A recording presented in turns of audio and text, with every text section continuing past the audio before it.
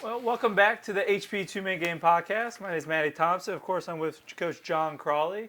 Um, Quick episode for you guys today.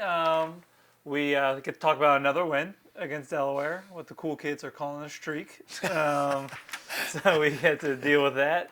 Well, no guests today, but we'll talk about the St. Joe's game coming up next week. So kind of a short episode, like I said earlier. But Coach, congrats on the win. Yeah, thank you. From the game, we beat Delaware 12-8. We got A10 weekly awards. Luca Accardo, 21 of 23 from the faceoff line, 91%, had 19 ground balls, which beat his own program record. And he's the A10 Defensive Player of the Week. It's just kind of weird to me that he might end up winning A10 Defensive Player of the Year from a faceoff guy. A guy who's never in the D zone. Other players we're going to talk about. Ryan Hines, 4 goals, 1 assist, and with 5 points. Quick math for you. And Cole Motter, he doesn't really show up on the stat sheet as much, but he had 3 ground balls. Pretty impressive game for him. Sure. Kind of talk about the Delaware game and what did we do better than last year? Yeah. No, I think that obviously you bring up Luca, and it starts with him. I think that he's done a really good job the last couple of weeks keeping things really simple. Obviously he's doing a great job of winning the clamp and exiting. But really what I think he's doing a really nice job of is picking up tough ground balls because, while you may think it's easy when you're watching him play, it might look easy at times for him because he's picking up a ground ball. I do think that's a testament to, number one, our wing play. I think we're doing a great job with our wing play. I think we're organized there and we're making good contact on the wings, and it's allowing Luca to pick up, ground balls. But then the next thing is that escape, because you look at our UMass game, you look at the Delaware game, right? They've got some great pulls on the wings. They're aggressive. They're two-poling. They're doing all these different things to try to throw at Luca, right, to make it a little bit harder to turn those ground balls to possessions. And he's doing a really good job of remaining composed and having some poise through what are some, he makes it look easy because he's running hard, but escaping pressure, I think he's doing a really nice job at, and he's just keeping things really simple. He's not allowing, his success early in the game to dictate how he plays in the moment. I think he's just showing up, doing his job, and I think he's just a great example for our team. He's making some really tough plays. He's creating offense for us at different points in time, getting some shots off in face-off transition phase, and that's been great for us. So, he's done a great job. He's a warrior. He's a guy who, is going to take, the other team's best effort and opportunity, their, wing play and their pressure. Yeah. He's done a really good job of remaining poised. So obviously, you leave a game above 90% at the faceoff X. He sets his own record. It's obviously going to give your team a great opportunity to have possessions. And then also when, let's say, you don't score or let's say you don't score on a possession, you go back on defense and they score one, having that backboard of Luca to trust that you're going to put somebody out there who's going to scrap for a ground ball and turn it into a possession. It puts us in a great spot. So certainly, starts with him. But I did think offensively and defensively, we're continuing to take steps in the right direction. You mentioned Ryan Hines having another great game. That's 2 back-to-back, big games from him out of the midfield. I thought he did a really good job at testing his matchup. He got to some really good spots on the field. He's both of those guys, former guests on the pod. Yes. Both Hines and Luca.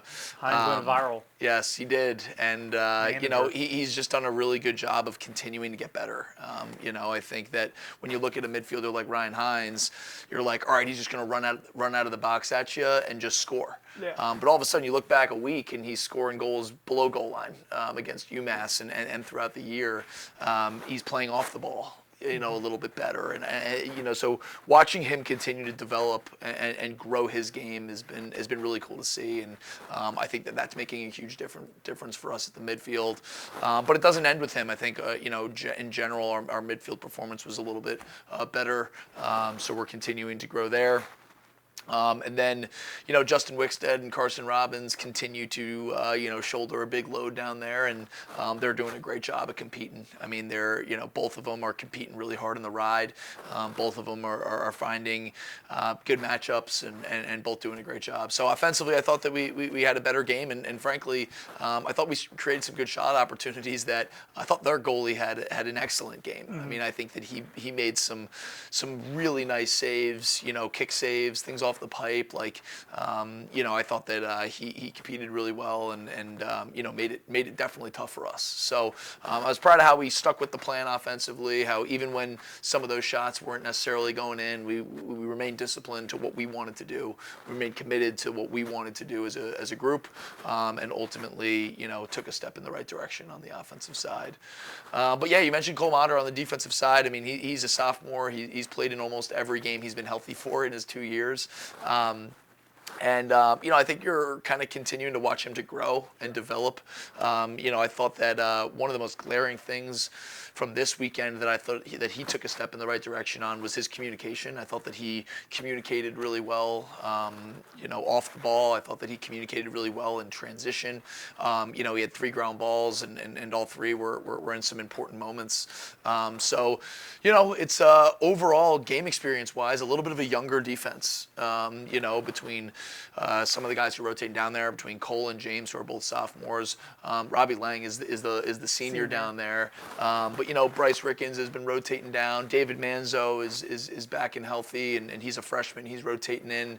And in general, right, we have a couple seniors, but game experience is very different than age, right? Sure. And those guys are continuing to get better as a group.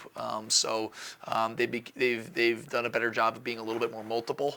Playing a little bit of man, playing a little bit of zone, and giving Ove shots that he can see and can save. And I think that as a group, our close defense and our polls are continuing to take steps in the right direction. So really proud of how they played. Again, they gave Ove shots that he wants to see, and he made some nice saves. So just collectively, I thought we played some complimentary lacrosse, and really proud of the win. I think Delaware is a team that's going to fight. They're going to scrap. They play really hard, and frankly, they got some great shot opportunities, and defensively, they always make it hard. But I was definitely proud of how our guys remained poised, stayed committed to our process, to our plan, and ultimately that put us in a position to win that game. Yeah, I mean, it was a great game, and I'm happy we got the win, but we got another tough one. Yep. The A10 is no joke this year. We got number 16 St. Joe's away. Yep. Last time we played them was at the away during the A10 semifinals, which we ended up winning last year. So how are you kind of prepping for this game? Yeah, I mean, St. Joe's is a heck of a team and a heck of a program. I feel like you've seen it over the last 5 or 6 years. Yeah. Obviously Taylor Ray, their former head coach, moves on in the summer, and they've done a great job of continuing to play that kind of brand where they play a very full field game, and they make it really tough. Their 10-man ride, their pressure, they get their guys to play really hard, and they do. They really compete at a really high level. So I got a ton of respect for their coaching staff. They make it really tough, and they've had a great year. And they're an awesome program, an awesome team.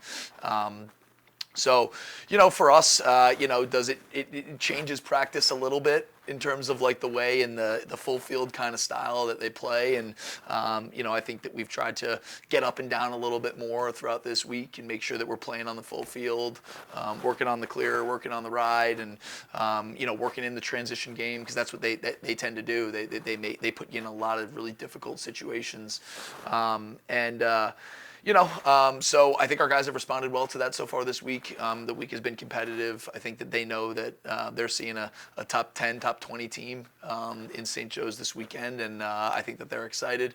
But overall, I think that, while you have to prepare a little bit differently, you still have to make sure that it comes back to us playing our game, and not straying too far away. We don't have to do anything too crazy, you know, in order to or crazily different than what we've done in the past. We just have to get better at us. And while the way that they play is a little bit of a different style than the way that Delaware or the way that UMass play, you know, we have seen it before throughout this year. You know, we play Jacksonville, who plays very 10-man ride, early offense, you know, type of style, and you play Virginia, who has had that in their DNA over the last, you know, 6-7 years. Carolina, who plays in that. So, you know, we've been tested in a lot of those games at a really high level, and I do think we've learned from those games, and we've gotten better from those games.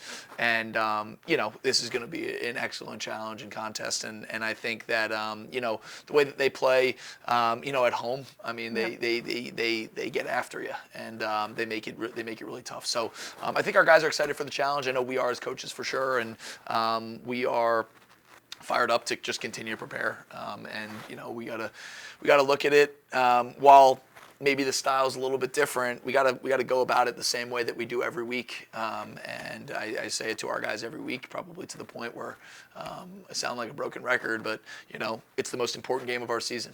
Yeah. And it's because it's the game this week, and it's the one that we have to be able to get just a little bit better, to become to show that we've learned from some of the things that we've done early on in the year. So you know, they're an awesome team on both sides of the ball in the middle of the field, and it's going to be a great challenge. Yeah. Well, you can watch the Panthers play at St. John's Saturday at 3 p.m. We have a lot of alumni in the Philly area. Oh yeah. We got we'll give a quick shout out. We got Joe Tulane. If I don't mention you, I'm sorry. But Zach and Jeb Bremfleck, Tyler Guzik, Chris O'Grady, Andrew and Alex Albertson, Zach Diamond, an honorary Philly guy. He's Jersey, but he's a Philly guy through and through. Joel Skirbo. So if you're in the area, come check it out. Come support the Panthers. But that's all I got for this episode. Oh, and maybe if just to keep the streak alive, Grant Almond, if you want to go. Keep them alive. We got to keep the I streak. like it. But yeah, that's all we have for the podcast for this week. Thanks for joining us.